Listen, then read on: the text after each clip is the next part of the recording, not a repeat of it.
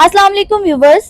अलीज़ा शाह ने आखिरकार वो कदम उठा लिया जिसका खदशा काफ़ी दिनों से जाहिर किया जा रहा था। जी हाँ, अलीज़ा शाह ने अपने इंस्टाग्राम स्टोरी पर एक लीगल नोटिस शेयर किया है जिसमें उन्होंने साफ अल्फाज में बताया है कि वो मिन्सा मोमना मकसूद के खिलाफ अदालत जा चुकी हैं।